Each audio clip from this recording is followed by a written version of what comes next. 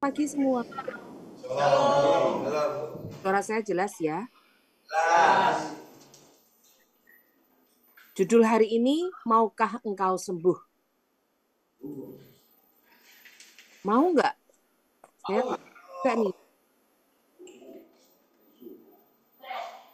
Recording in progress. Saudara-saudara, kalau saudara pernah memiliki orang terkasih yang terseret suatu kecanduan, atau itu saudara sendiri, tentu kita tahu bahwa jika yang bersangkutan tidak memiliki keinginan dari dirinya sendiri untuk terlepas dari cengkeraman kecanduan itu, maka tidak banyak yang akan berubah. Setuju nggak nih di sini?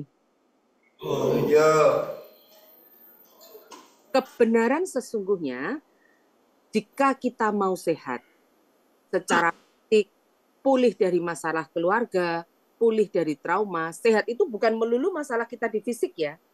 Jadi kalau jiwa kita sakit, itu bisa ngefek ke tubuh kita. Kita bisa sakit-sakitan. Kayak saya dulu, setiap tahun pasti ada 1-2 kali saya diopnam. Tapi puji Tuhan sekarang sudah tidak lagi. Kita pertama harus menginginkan dulu untuk sehat. Ada dua sisi. Dari sisi Tuhan yang menawarkan pertolongan, dan ada dari sisi kita yang menginginkan atau mau menerima pertolongan itu. Kita tidak bisa menolong orang yang tidak ingin ditolong. Betul nggak? Nah, siapa yang bawa Alkitab nih? Buka di Yohanes 5. Ayat 1 sampai 14.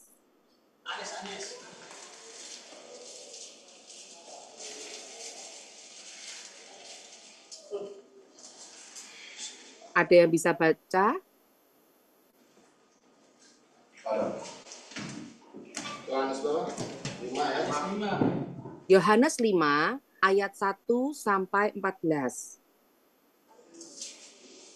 Ini gimana? Oh ya, di Alkitab.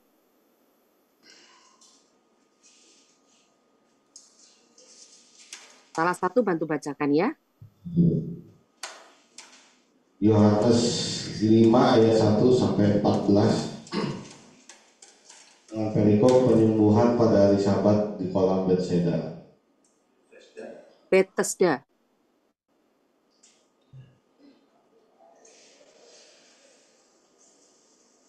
Sudah itu ada hari raya orang Yahudi dan Yesus berangkat ke Yerusalem. Di Yerusalem dekat pintu gerbang domba ada sebuah kolam yang dalam bahasa Ibrani disebut Bethesda. Ada 5 serambinya dan di serambi-serambi itu berbaring sejumlah besar orang sakit, orang-orang buta, orang-orang timpang, dan orang-orang lumpuh. Mereka menantikan guncangan air kolam itu. Sebab sewaktu-waktu turun malaikat Tuhan ke kolam itu dan mengguncangkan air itu. Siapa saja yang pertama masuk ke dalamnya, sesudah guncangan air itu menjadi sembuh, apapun penyakitnya. Di situ ada seorang yang sudah 38 tahun lamanya sakit. Ketika Yesus melihat orang itu berbaring di situ, dan karena ia tahu bahwa ia telah lama dalam keadaan itu, berkatalah ia kepadanya, "Maukah engkau sembuh?" Jawab orang sakit itu kepadanya, "Tuhan, aku tidak punya siapa-siapa untuk menurunkan aku ke dalam kolam itu. Ketika airnya mulai terguncang dan sementara aku menuju ke kolam itu, orang lain sudah turun mendahului." Kata Yesus kepadanya, "Bangunlah, angkatlah tikarmu dan berjalanlah." Pada saat itu juga sembuhlah orang itu, lalu ia mengangkat tikarnya dan berjalan. Hari itu hari Sabat, karena itu para pemuka Yahudi berkata kepada orang yang baru sembuh itu, "Hari ini hari Sabat dan kau tidak boleh mengangkat tikarmu." Tetapi ia menjawab mereka, "Orang yang telah menyembuhkan aku, dia yang mengatakan kepadaku, angkatlah tikarmu dan berjalanlah." Mereka bertanya kepadanya, "Siapakah orang itu yang berkata kepadamu, angkatlah tikarmu dan berjalanlah?" Namun orang yang baru disembuhkan itu tidak tahu siapa orang itu, sebab Yesus menghilang ke tengah-tengah orang banyak di tempat itu. Kemudian Yesus bertemu dengan dia di dalam bait Allah, lalu berkata kepadanya, "Ingat, engkau telah sembuh, jangan berbuat dosa lagi, supaya jangan terjadi yang lebih buruk lagi daripadamu." Amin. Amin. Ada yang belum pernah baca bagian ini? Sudah semua? Coba kita imajinasikan ya. Di sana, di kolam Bethesda, di Yerusalem itu di dekat pintu gerbang domba ada sebuah kolam. Namanya kolam Bethesda. Nama kolam ini itu sudah menunjukkan perjumpaan yang akan terjadi. Karena arti Bethesda dalam bahasa Aram itu berarti rumah kasih karunia. Bahasa Ibrani-nya berarti rumah kemurahan. Berarti ada kemurahan dan ada kasih karunia di sana. Di sana ada orang yang sakit, lumpuh, sudah 38 tahun lamanya. Lama sekali ya, berarti ia terbaring di sana. Ada kisah di kolam ini yang kalau sewaktu-waktu tiba-tiba, nggak tahu kapan, di kolam itu tiba-tiba akan ada goncangan, malaikat yang menggoncang di sana. Dan kalau pada saat ada goncangan itu, ada seseorang yang pertama kali nyemplung di kolam itu, maka dia pasti akan sembuh. Di sana kan ada orang buta, orang timpang, orang lumpuh. Semuanya sama-sama menantikan air itu bergoncang. Nah, di sini kan ceritanya ada seseorang yang sudah 38 tahun sakit. Sakitnya apa? Lumpuh. Secara logika, kalah nggak dia kalau mau lari ke tempat kolam itu saat kolam itu bergoncang? Kan nggak mungkin ya dia ada di kolam itu terus sepanjang hari nunggu sampai kolam itu bergoncang, kan nggak mungkin. Pasti kan dia ada di tempat yang kering. Kalau dia lumpuh, kalahlah dia sama yang buta. Buta larinya masih kenceng. Orang timpang masih bisa lah deket-deket di sana, tinggal lompat aja gitu. Berarti yang paling kalah adalah mereka yang lumpuh. Nah, sudah 38 tahun, lama sekali dia terbaring, nggak berdaya. Dia menantikan kemungkinan kecil hidupnya berubah. Kenapa saya bilang dia masih menantikan kemungkinan kecil hidupnya berubah? Karena dia tidak ada di jalanan, dia tidak ada di rumah, tapi dia ada di posisinya kan masih di kolam Bethesda itu. Betul ya? Tadi sama-sama kita baca posisinya dia masih ada di kolam Bethesda itu. Nah, orang lumpuh pada zaman itu dan mungkin zaman sekarang ya masih terjadi. Dia tidak dapat mencari nafkah untuk keluarganya. Dia disisihkan dari masyarakat. Bukan cuma masalah fisik aja, secara mental dia pasti juga kena. Ada penghalang yang sukar ditembus untuk dia masuk dalam kehidupan normal, yang mana dia bisa kerja, dia bisa berguna. Dia bisa tidak merasa tidak berdaya kalau dia normal. Nah, kalau dia lumpuh kan dia pasti merasa tidak berdaya. Apa gunanya aku hidup? Tuhan, kapan aku sembuh?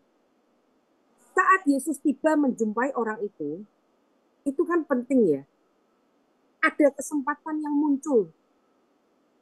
Tiba-tiba Yesus bertanya sama orang ini, maukah engkau sembuh? Dalam bahasa versi lain dalam bahasa Inggrisnya, whole. Maukah engkau dijadikan utuh? Sembuh dan utuh. Jawaban yang dikatakan orang ini tuh, waktu saya baca tuh mengagetkan saya ya. Kalau saya nih kalau ditanya, mau nggak engkau sembuh? Mau Tuhan. Kapan sekarang? Saya pasti akan lebih cepat, lebih baik. Secepat mungkin Tuhan, aku mau sembuh sekarang. Tetapi ternyata jawabannya menunjukkan lamanya tahun-tahun dia kecewa. Tahun-tahun dia menderita. Penantiannya panjang, kesepiannya, sampai rasa optimisnya dia sudah hilang. Jawaban dia apa? Tuhan, di sini kan tidak ada orang yang menurunkan aku ke dalam kolam itu. Apabila airnya mulai goncang tuh nggak ada yang menurunkan aku ke sana Tuhan. Apabila airnya mulai goncang, sementara aku menuju ke kolam itu karena dia lumpuh ya. Orang lain sudah turun mendahului aku. Jadi kesempatanku sudah hilang Tuhan. Aku nggak bisa. Caranya aku sembuh gimana? Tuhan cuma tanya loh, maukah engkau sembuh? Jawabannya tuh kan harusnya mau atau tidak. Tapi ternyata dia mengeluarkan unek-uneknya selama ini, apa yang menjadi fokusnya dia dalam pikirannya, maukah engkau sembuh? Mau gitu kan cepet ya. Maukah engkau sembuh? Dia mikir fokusnya tuh ke caranya. Caranya seturut yang dia tahu. Caranya adalah aku harus ke kolam itu. Aku nggak punya teman Tuhan, aku nggak punya sahabat yang bisa membawa aku ke kolam itu. Dia masih mikirnya seperti itu. Puluhan tahun menderita dan kesempatan-kesempatan yang hancur setiap kali kolam ada kesempatan sembuh, kalah sama orang lain. Membuatnya cuman bisa melihat nasib yang malang, masa depan yang suram. Nggak mungkin lah aku kalah sama yang lain. Nggak mungkin aku sembuh. Jadi fokusnya dia ke caranya ke sana, ke ketidakmungkinannya, ke kesempatan-kesempatan yang hancur, masa depan yang tidak ada harapan. Di sini semua nangkep dulu ya. Halo. Soalnya kelihatannya pada diem semua, tapi diem nangkep ya. Banyak alasan mengapa kita saat dalam keadaan hancur sulit untuk tetap terhubung dengan Tuhan. Berharap untuk sembuh saja saat kita dalam keadaan hancur sudah merupakan hal yang menyiksa. Karena keputusasaan kita. Kita mikirnya, lah nggak mungkin lah. Kalau setiap kali ada orang ngomong, bisa loh. Nggak mungkin. Sangat menyakitkan saat dia rindu ada sahabat-sahabat dalam artian teman-temannya dia yang bisa mengantarkan dia, nyemplungin dia ke kolam. Nyatanya tidak ada. Itu memperjelas kesepiannya dia, nyeri hatinya kalau pada saat harapannya musnah, harapannya musnah. Coba ada teman yang bantuin. Coba ada teman yang nolongin. Fokusnya dia ke caranya pakai kekuatan dia sendiri. Dia berharap pada orang lain dan dia kecewa. Di sini kita sering mengabaikan kalau sudah lama kita kecewa, lama-lama kita akan membuat semacam perdamaian dengan kehancuran kita. Hal yang sudah kita kenal baik, betapapun mengecewakan atau menyakitkannya itu. Misalnya, daripada aku menaruh harapan, wah itu mungkin begini, ya sudahlah, aku kayak gini aja lah. Ya sudah, wong aku di penjara. Nggak mungkin lah ada orang yang nolongin aku. Ya sudah, aku sakit, aku nggak bisa apa-apa, ya sudahlah. Lama-lama ya sudah, ya sudah, ya sudah. Ini kita nggak punya alasan untuk percaya pada janji-janji Tuhan. Kita menyamakan Tuhan seperti orang lain yang kalau janji-janji itu bisa janjinya janji palsu. Untuk datang pada Yesus dan minta disembuhkan, masih ada keraguan dalam diri hati kita. Banyak keputusasaan di dalam diri kita yang perlu kita ubah dan perlu kita rombak. Banyak trauma-trauma dalam diri kita yang perlu disembuhkan. Tapi nggak gampang loh. Karena apa? Seringkali menyembuhkan trauma ini butuh untuk yang namanya itu dikorek lagi. Seolah-olah kalau misalnya tangan kita luka bagian luarnya ini sudah mengering, tapi dalamnya masih busuk. Dalamnya masih ada nanahnya, masih ada lukanya. Yang di dalam ini harus dikeluarin nggak supaya kita bisa sembuh? Caranya gimana? Yang di luar yang sudah mengering ini perlu dikorek lagi untuk bisa disembuhin di dalamnya. Betul nggak? Nah, pada saat luarnya dikorek lagi ini, sakit nggak? Sakit. Luar terlihat kamu sehat, kelihatan kalian nggak apa-apa. Tetapi ternyata di dalamnya ini masih bernanah-nanah, masih sakit hati, masih ada trauma masa lalu, masih ada kesepian, kesendirian. Itu yang masih mau diurus sama Tuhan. Rela nggak kalian untuk ini dikorek lagi, sakit lagi, untuk menyembuhkan yang di dalam? Kalau kita trauma akan satu peristiwa, kita perlu minta Tuhan untuk menyelidiki sampai ke dalam. Pada saat Tuhan mau berurusan dengan itu, kan ceritanya Tuhan mau membuat kita utuh. Utuh tuh berarti ya luar, ya dalam. Tubuh kita kan terdiri dari tubuh, jiwa, dan roh. Betul ya? Urusan trauma, urusan sakit hati itu ada di jiwa. Jadi seringkali tidak terlihat. Kelihatannya di tubuh itu gimana sih? Orang ini jadi susah senyum. Orang ini jadi mudah putus asa. Bahkan kalau kondisi saya dulu, saya sering sakit-sakitan. Sakitnya ini sampai yang parah, sampai harus opnam di rumah sakit ya. Pada saat saya trauma, saya seringkali bangun tidur itu teriak dan kaget tiba-tiba dari tidur, posisi tiba-tiba bisa langsung duduk jerit. Duduknya duduk kaget gitu. Karena teringat peristiwa itu seolah-olah nggak bisa hilang dari pikiran saya. Atau pada saat saya dengar nama orang yang bikin saya sakit hati, saya akan langsung jongkok. Dimanapun itu mau di jalan dengar nama, siapapun dia gitu kan ya. saya langsung jongkok, padahal yang disebut itu namanya sama, tapi orangnya kan lain, wong nggak kenal. Itu saya bisa langsung jongkok karena kram perut, nggak bisa berdiri. Saking saya sakit hatinya sama orang itu. Saya berjuang mengingat kembali peristiwa yang membuat saya trauma. Saya harus berjuang mengingat orang itu untuk saya memaafkan dia. Karena apa? Saya mau sembuh.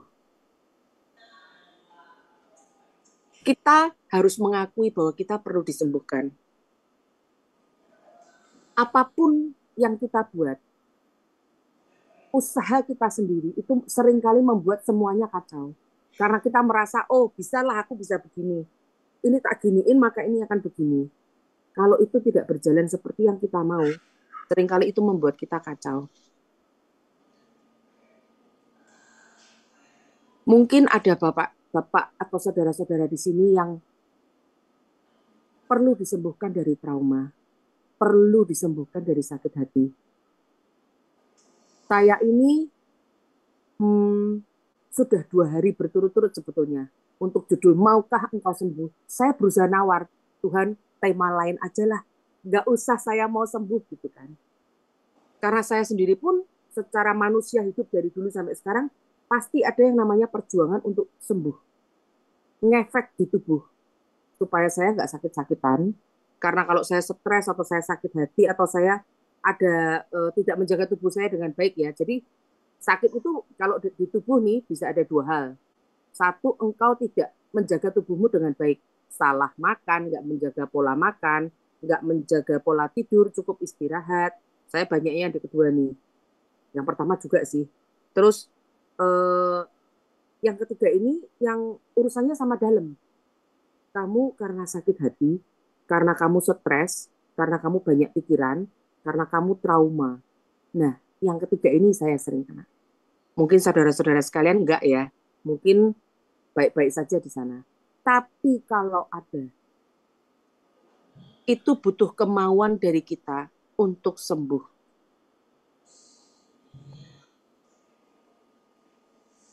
Tuhan Yesus berkata, bangunlah, angkatlah tilammu, dan berjalanlah.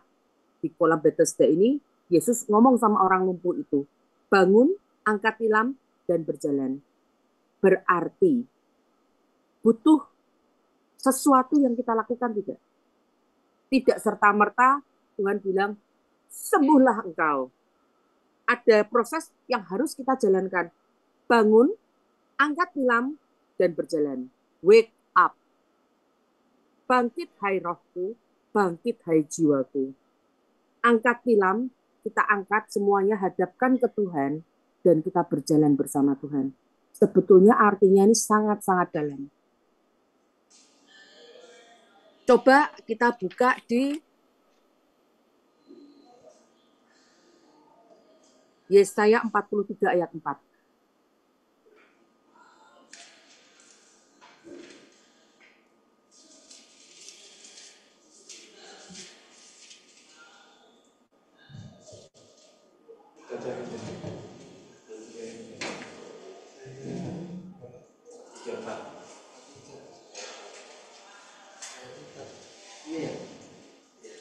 Yesaya 43 ayat 4. Yesaya 43 ayat 4. Oleh karena engkau berharga dan mulia di mataku, dan aku mengasihi engkau, maka aku memberikan manusia sebagai gantimu, dan bangsa-bangsa sebagai ganti nyawamu. Ayat 5. Amin. Janganlah Aja ayat 4. Oleh karena engkau berharga di mataku dan mulia, dan aku ini mengasihi engkau. Ini yang berulang-ulang Tuhan sampaikan untuk disampaikan ke lapas Sirah. Engkau berharga di mataku, engkau mulia, maka Tuhan menawarkan, maukah engkau sembuh? Ada banyak yang merasa putus asa di dalam. Saya dulu merasa putus asa. Jadi waktu saya dengar, saya nggak bisa bayangkan bahwa saya ini adalah seseorang yang berharga untuk orang lain. Bahwa bahkan Tuhan sendiri pun menganggap saya berharga dan mulia. Dari mana? saking hancur dan traumanya saya mikir sampah aja bisa dijual di daur ulang gitu kan, laku dapat duit. Aku, siapa yang mau?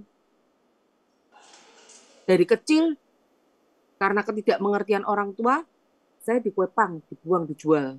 Tapi ternyata tuh ngefek masuk ke jiwa dan roh saya. Setelah besar, putus cinta gitu ya, merasa dia lebih milih orang lain dari saya berarti sangat tidak berguna, nggak worth it gitu. Tapi firman Tuhan berkata, oleh karena engkau berharga di mataku dan mulia, dan aku ini mengasihi engkau. Kata aku ini mengasihi engkau, Tuhan, sungguhkah engkau sayang aku? Mana buktinya Tuhan bahwa engkau benar-benar sayang sama aku?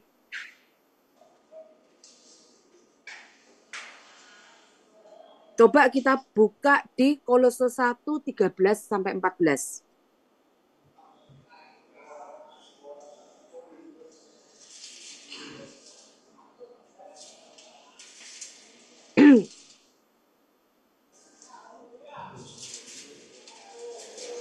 Sudah ketemu?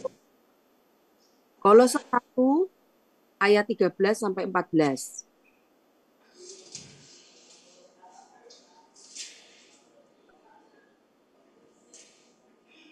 Demikianlah firman Tuhan.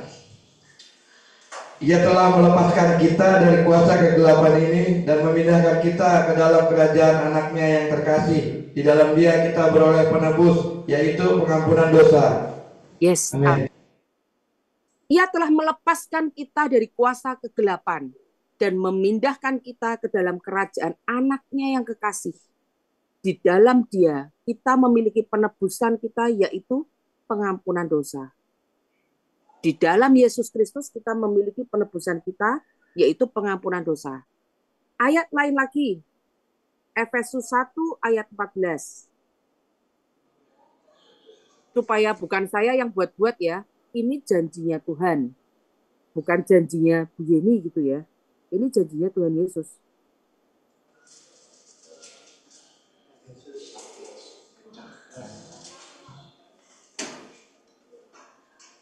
Efesus 14 1 ayat 14. 1 ayat 14. Ya 14. 14. Roh jaminan warisan kita sampai kita memperoleh penebusan yang menjadikan kita milik Allah untuk memuji kemuliaannya. Amin. Amin.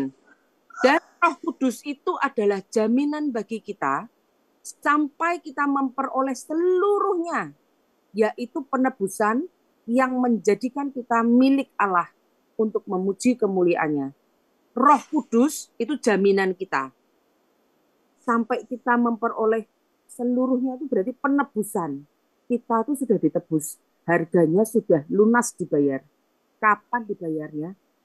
2000 tahun yang lalu, kejadian waktu Tuhan Yesus disalib. Baca Ibrani 9 ayat 22. Mengapa harus ada darah? Waktu ditebus, kan peristiwanya Tuhan Yesus disalib, betul? Darah tertumpah. Tuhan Yesus dicambuk. Tuhan Yesus dikasih mahkota duri. Tuhan Yesus disalib di Golgota. Ibrani 9 ayat 22.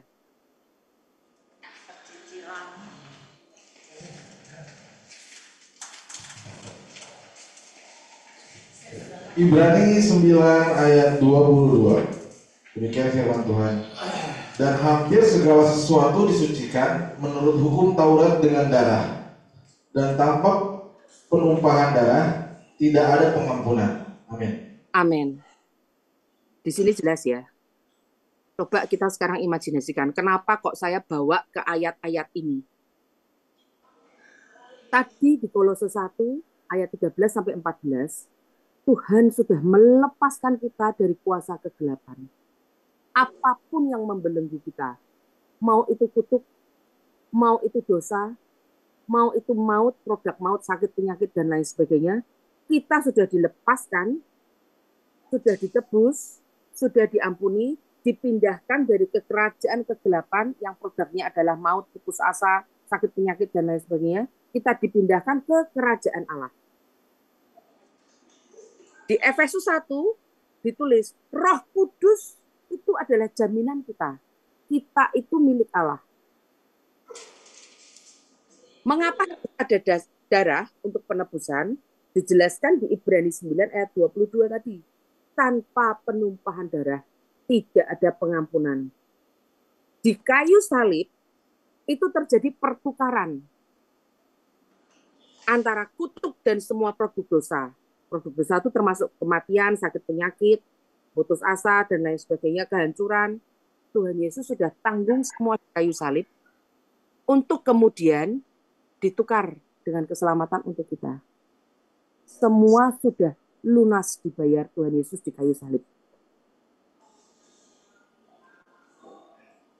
Sampai sini, nangkep semua, masih mengikuti saya ya? Masih mengikuti ya? Buka Yesaya 43 ayat 25.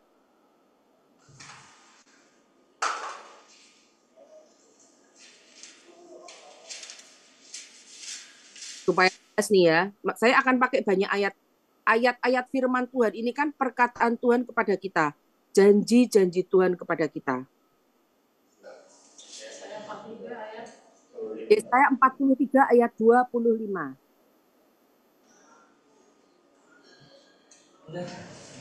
Yesaya 43 ayat 25. Akulah dia yang menghapus dosa pemberontakan oleh karena aku sendiri, dan aku tidak mengingat-ingat dosamu. Nah, jelas ya, di sini sangat jelas sekali. Aku, Tuhan, akulah dia. Tuhan Yesus ya yang ngomong. Akulah dia yang menghapus dosa pemberontakanmu oleh karena aku sendiri, dan aku tidak mengingat-ingat dosamu. Amin. Terima kasih Tuhan. Aku yang selama ini nggak nurut akan Engkau.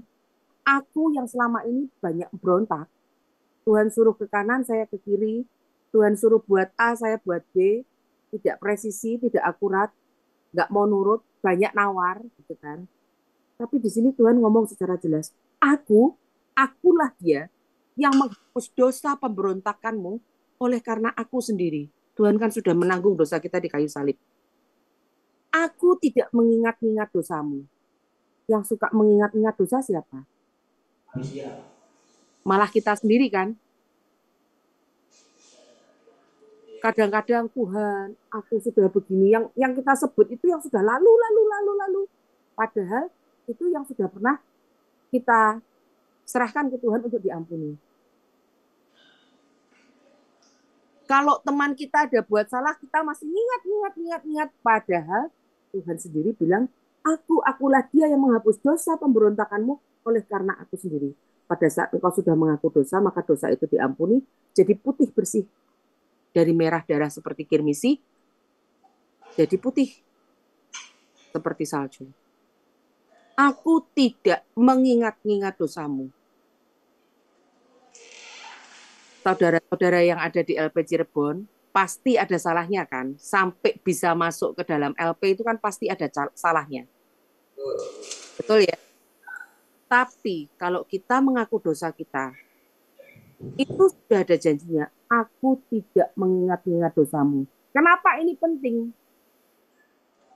Pada saat kita menyadari bahwa kita sudah ditebus, pada saat kita menyadari bahwa Tuhan itu tidak mengingat-ingat dosa kita, seharusnya kita merasa layak untuk berdoa. Untuk ngomong langsung ke Tuhan, hubungan kita tuh bisa connect lagi gitu loh. Ada koneksi antara kita dengan Tuhan, tidak ada penghalang. Kan yang menjadi penghalang antara aku dan engkau adalah dosamu, betul? Ada firman-Nya kan? Di sini kan berarti penghalangnya sudah nggak ada karena Tuhan sudah menghapus dosa pemberontakanmu. Aku tidak mengingat-ingat dosamu, sudah ditebus dan sudah tidak diingat-ingat di sini. Di 1 Petrus 2 ayat 24.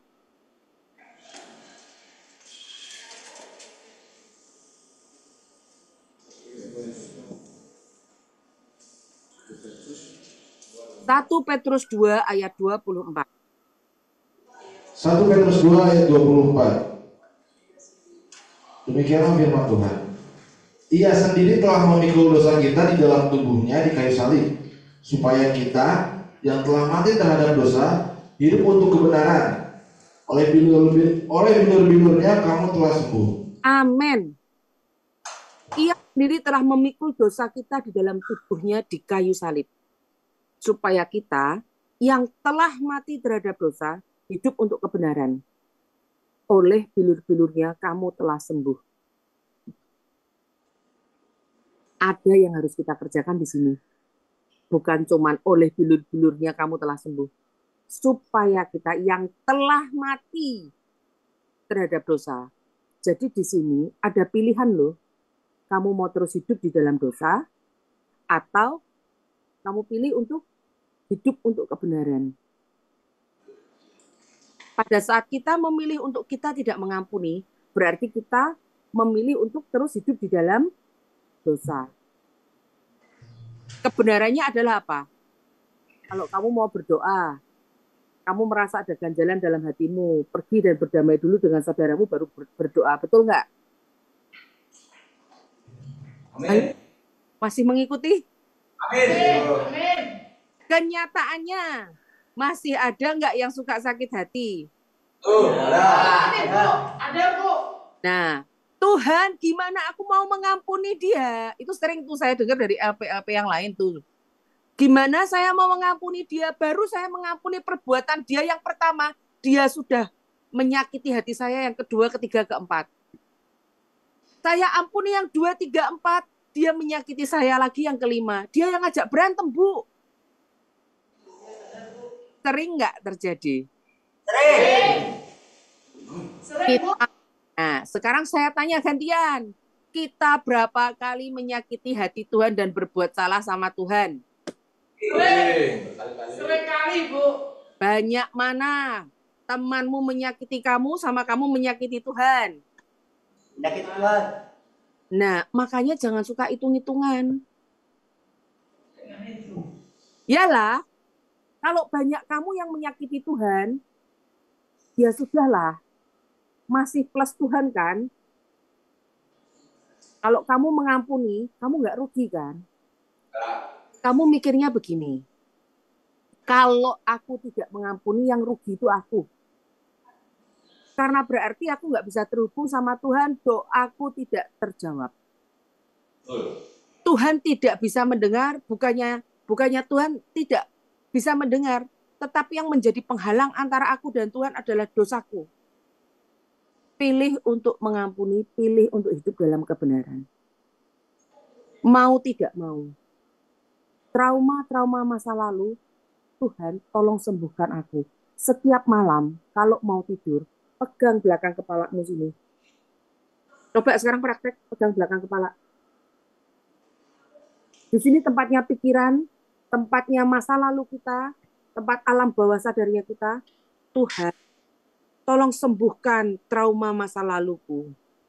Yuk ngomong semua satu-satu. Tuhan Yesus, tolong sembuhkan trauma masa laluku. Tolong sembuhkan semua pikiran-pikiranku. Tolong sembuhkan jiwaku. Di dalam nama Tuhan Yesus. Aku mau Tuhan. Aku mau sembuh. Tolong aku Tuhan Yesus. Tuhan Yesus, amin. Nah, Mazmur 103 ayat 3. Buka di Mazmur 103 ayat 3.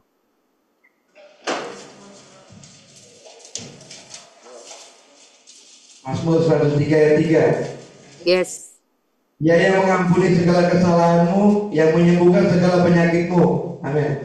Amin. Janji Tuhan itu ya dan amin. Tuhan kan nggak kayak kita yang suka habis berjanji kita lupa ya, atau habis berjanji kita sengaja nggak menepati gitu.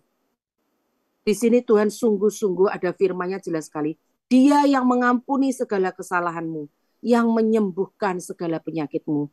Tuhan ampuni, kemarin memang aku salah. Tuhan, Engkau yang menyembuhkan aku. Segala penyakit ini termasuk penyakit di jiwa ya. Bukan semata-mata orang yang di rumah sakit jiwa yang sakit jiwanya. Tapi kita-kita ini sering sakit di jiwa.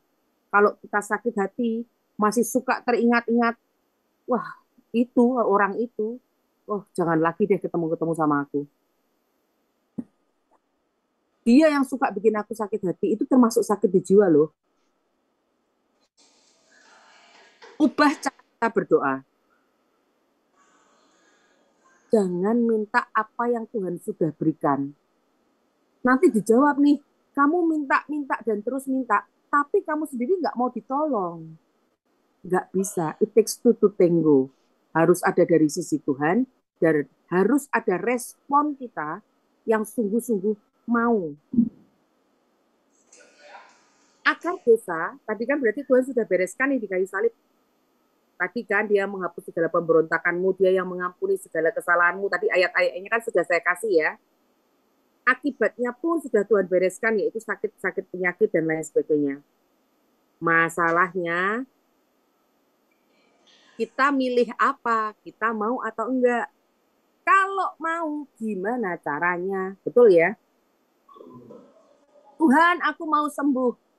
Oke, aku sudah dapat ayat-ayatnya bahwa Engkau bisa menyembuhkan. Tapi caranya gimana Tuhan? Buka di Roma 10 ayat 9.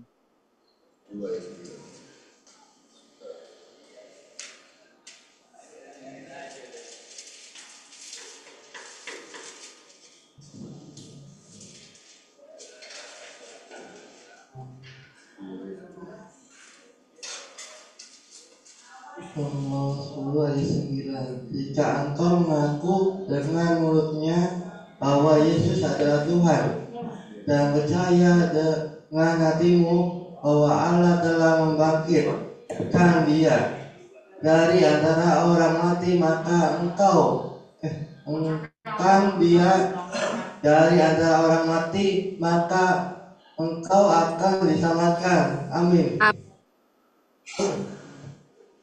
Saya ulang lagi. Sebab jika kamu mengaku dengan mulutmu bahwa Yesus adalah Tuhan dan percaya dalam hatimu bahwa Allah telah membangkitkan Dia dari antara orang mati, maka kamu akan diselamatkan.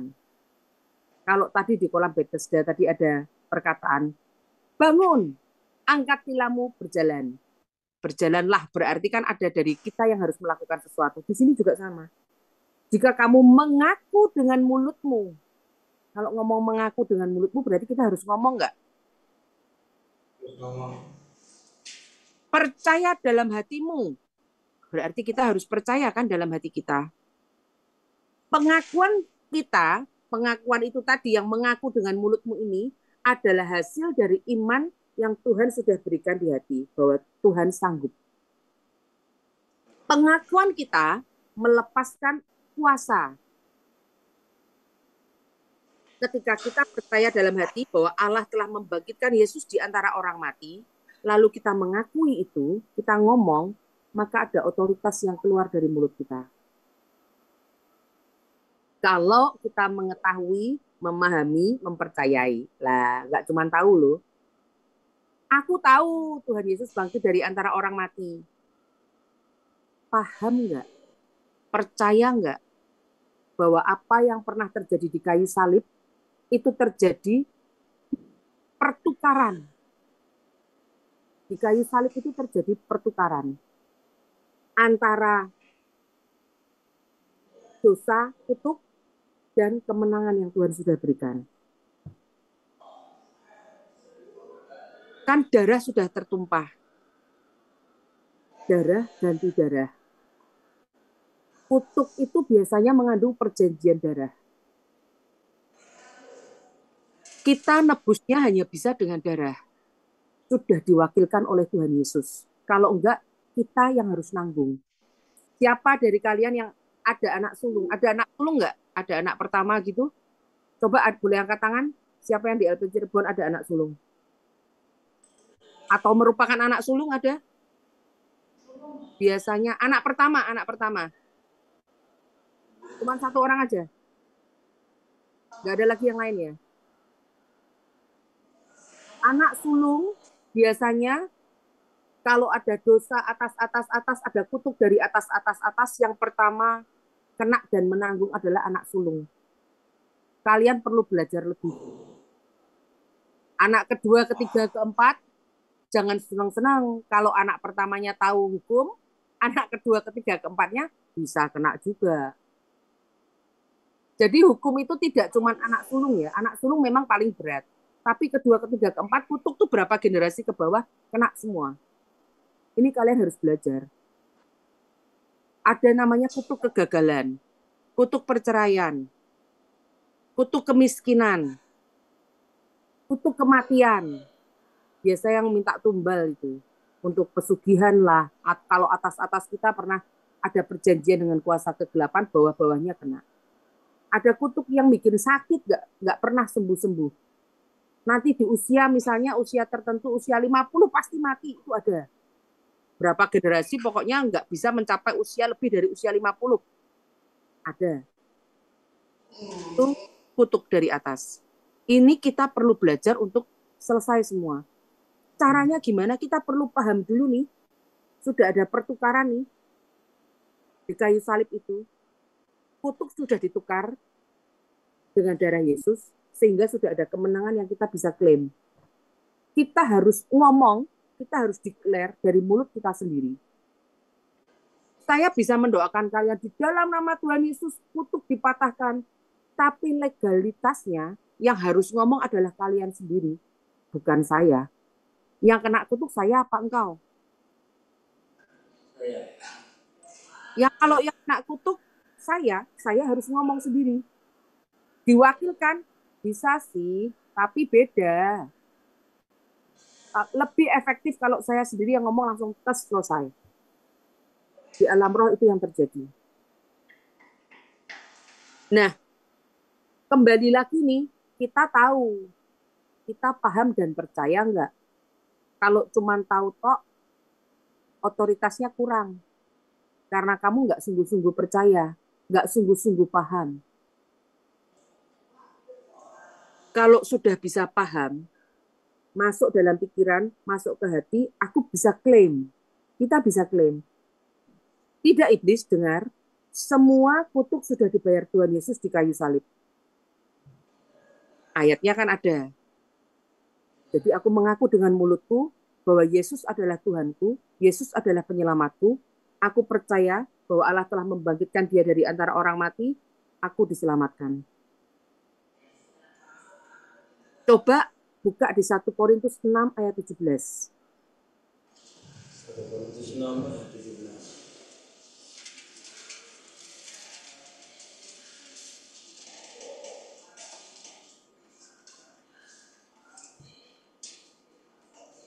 Sudah ketemu? Amin. 1 Korintus 6 ayat 17. 1 Korintus 6 ayat 17. Namun siapa yang mengikatkan dirinya pada Tuhan menjadi satu roh dengan Dia. Amin. Tetapi siapa yang mengikatkan dirinya pada Tuhan menjadi satu roh dengan Dia. Kalau kita ditulis satu roh dengan Dia, berarti kita itu posisinya sama seperti pada saat awal mula penciptaan manusia. Satu roh dengan Tuhan kan berarti kita menjadi serupa dan segambar dengan Tuhan, betul ya? Serupa segambar dengan Tuhan. Terhubung kembali dengan Tuhan. Kita sebagai manusia roh, identitas kita sesungguhnya, manusia roh, berarti kita memiliki otoritas. Itu normalnya kita. Normal kalau kita punya otoritas, karena kita sudah menjadi satu dengan Dia. Bukan sebelahan ya, tapi menjadi satu. Tuhan Yesus bersamaku, iya. Kamu bersama Tuhan enggak? Gitu. Kamu menjadi satu enggak? Tuhan Yesus cuma di sebelahmu atau di dalam engkau?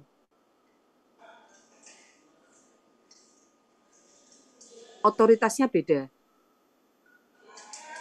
Tadi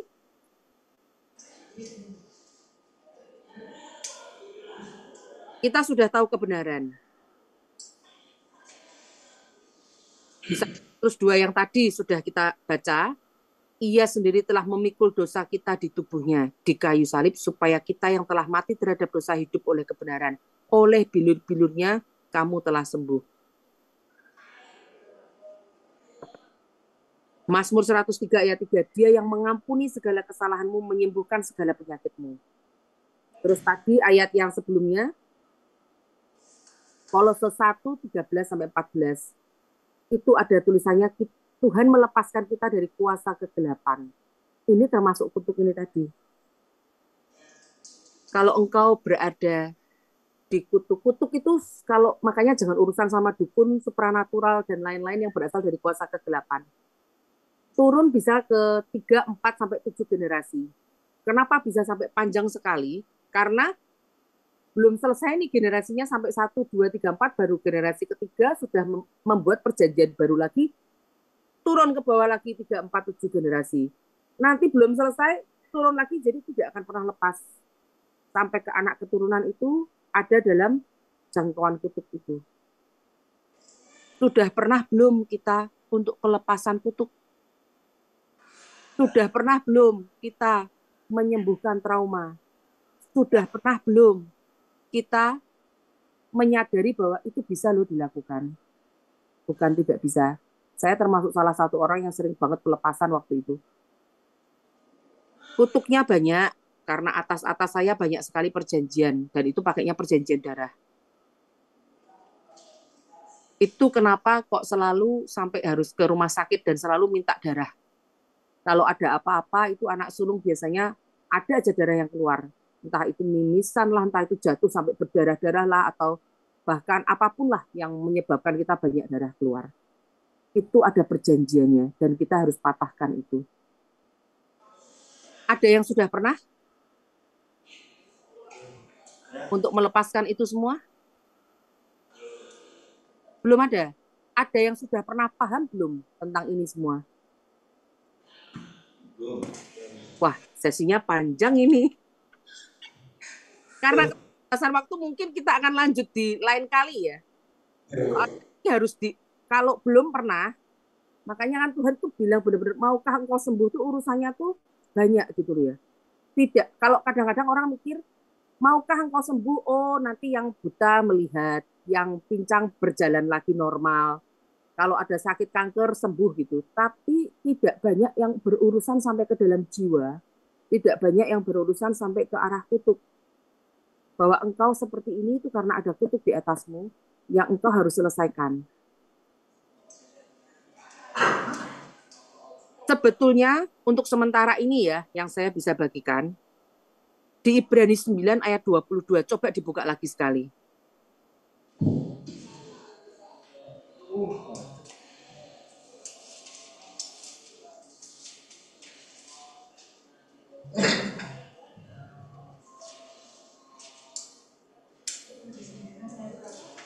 Ibrani 9 ayat 22 ya Bu? Ya. Menurut hukum Taurat, segala sesuatu disucikan dengan darah, dan tanpa penumpahan darah tidak ada pengampunan. Yes. Di sini kan tertulis, hampir segala sesuatu disucikan menurut hukum Taurat dengan darah. Tanpa penumpahan darah tidak ada pengampunan. Kalau saudara sepupu kita, itu mereka pakainya korban. Domba disembelih, dikorbankan. Kambing disembelih, dikorbankan. Sapi disembelih, dikorbankan. Itu sebetulnya arah ini juga untuk korban penumpahan darah supaya untuk pengampunan. Kalau kita tidak pakai korban hewan lagi. Zaman dulu ya, kita harus mengorbankan domba yang tidak bercacat celah, atau burung ya, atau burung atau kambing, itu ada di perjanjian lama. Tetapi setelah Tuhan Yesus ada, dia sudah bayar semua di kayu salib. Dari sini itu sudah sah loh. Jadi kalau ada tuntutan iblis atas hidup kita, atas keturunan kita, itu sudah sah di sini.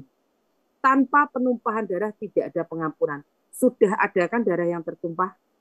2000 tahun yang lalu, Yesus di Golgota sudah bayar buat kita.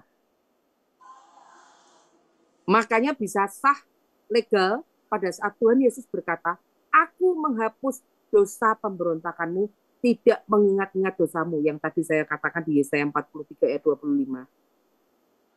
Sah juga pada saat Tuhan Yesus berkata, untuk melepaskan kita dari kuasa kegelapan, pindah ke kerajaan Allah. Karena sudah ada penebusan dan pengampunan dosa. Ini kita tanamkan dulu di pikiran kita, bahwa Tuhan sudah selesai. Semua sudah selesai. Tuntutan iblis sudah selesai, dibayar Tuhan Yesus.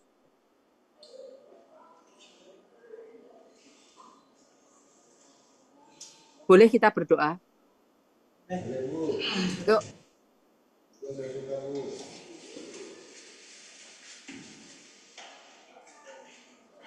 Di dalam nama Tuhan Yesus, ikuti doa saya. Di dalam nama Tuhan Yesus, Dalam nama Tuhan Yesus, aku menyerahkan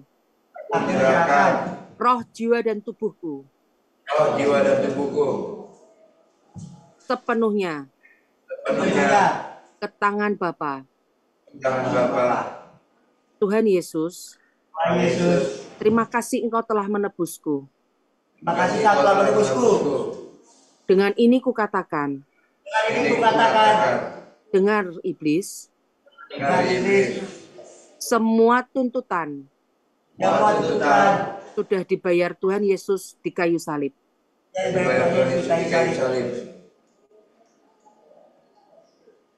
Sudah ada penumpahan darah 2000 tahun yang lalu di kayu salib. Sudah ada pengampunan dosa atas hidupku, atas masa laluku, atas segala traumaku. Dibersihkan, diampuni, disucikan, ditahirkan. Selesai. Tuhan Yesus, aku ini milikmu. Pakailah aku sesuai rencanamu. Masa depanku kuletakkan di tanganmu.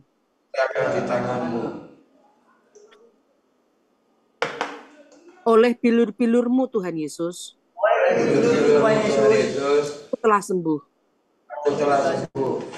Engkau katakan di 1 Petrus 2 ayat 24.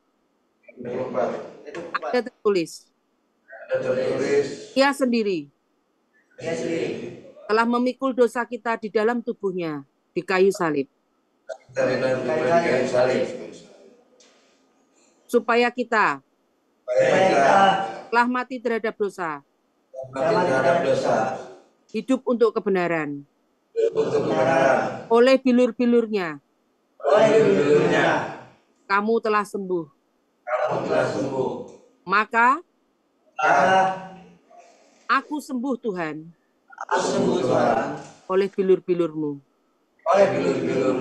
Di dalam nama Tuhan Yesus. Amin. Nah, kalau mau dibahas tentang kutuk, kalau mau dibahas tentang trauma masa lalu, coba mulai sampai nanti pertemuan berikutnya ya. Coba mulai di list, dipikirkan apa yang atas-atas kita pernah lakukan. Oh ya, semua di keluargaku ada sakit, misalnya kanker lah. Atau semua keluargaku ada tuh, ibuku tuh, atau ayahku, atau kakekku pernah ke dukun. Atau sukanya ke paranormal nih, untuk guamiang, ramal gitu kan ya. Atau sukanya ke pesugihan untuk kaya. Itu coba diruntutkan ya. Lalu kalian doakan itu satu-satu. Tuhan, ampuni keluargaku pernah seperti ini. Tuhan, ampuni. Jadi kalian harus ngaku dengan mulut kalian. Satu persatu itu kalian doakan. Tuhan, ayahku sering ke paranormal. Karena dia tidak mengerti Tuhan. Ampuni ya Tuhan. Dan aku perkatakan semua tuntutan selesai. Sudah ditanggung Tuhan Yesus di kayu salib. Itu satu persatu peristiwanya kalian katakan. Kira-kira saya ngomong hari ini terlalu sulit tidak? Bisa Ya, aman. ada yang mau kesaksian atau ada yang mau bicara bahwa oh ya ternyata begini dan lain sebagainya. Ada yang mau bicara? Apa? Saya nggak dengar. Oh iya, ada yang mau kesaksian? Kasihan Kevin. Ayo. Kalau nggak ada, Ada Bu, ada Bu, ada Bu. silakan.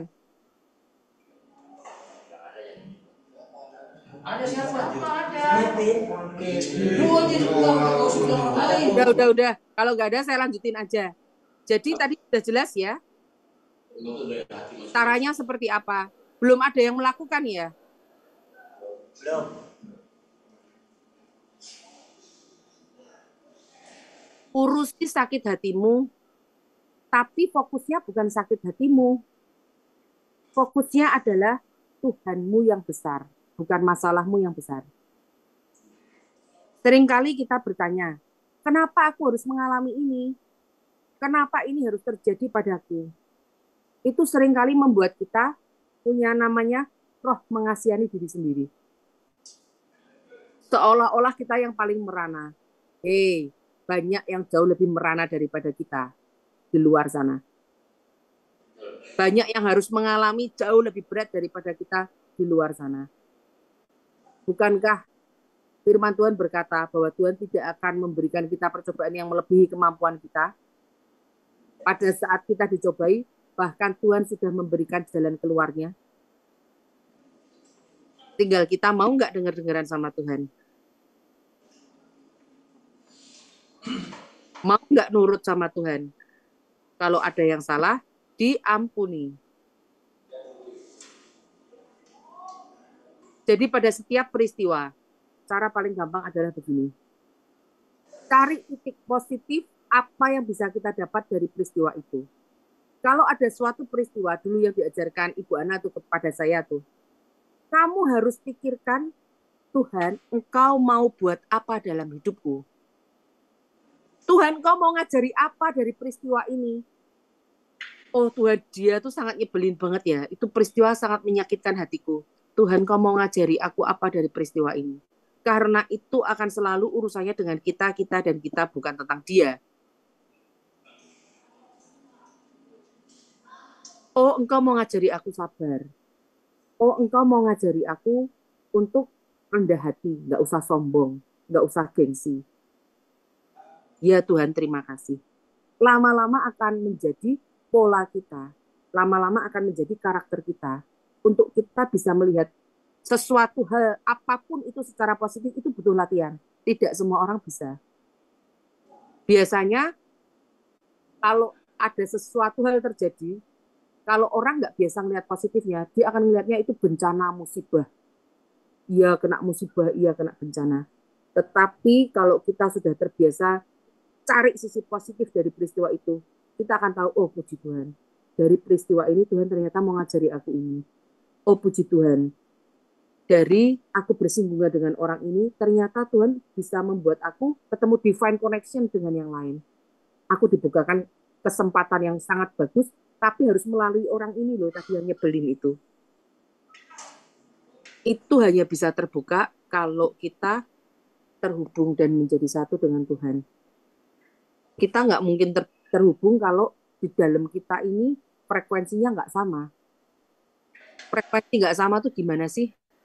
Kalau frekuensi kita negatif terus, selalu negatif thinking, kita selalu dalam kondisi sakit hati, kita selalu ngomel, itu nggak bisa sefrekuensi dengan surga.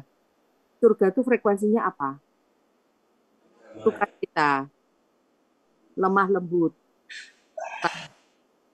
murah hati. Bu, masa hidup di dunia bisa sih seperti itu?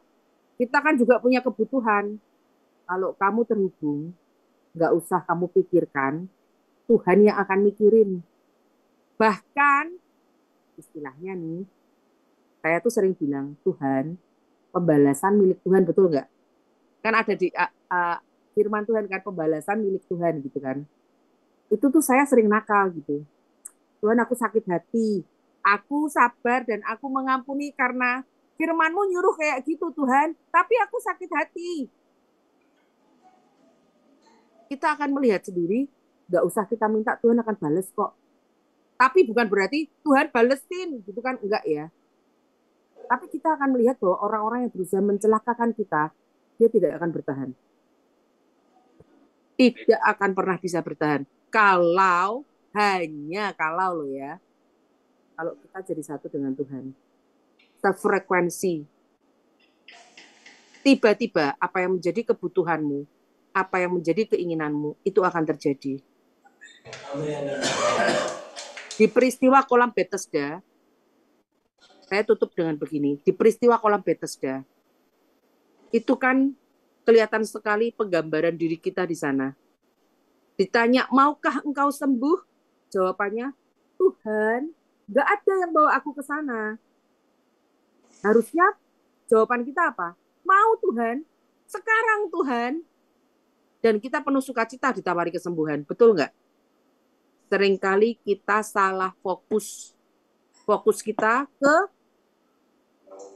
trauma kita. Kan dia trauma tuh, nggak ada yang bawa ke sana. Setiap kali kesempatannya hilang. Nggak punya teman-teman yang bisa bawa ke sana juga.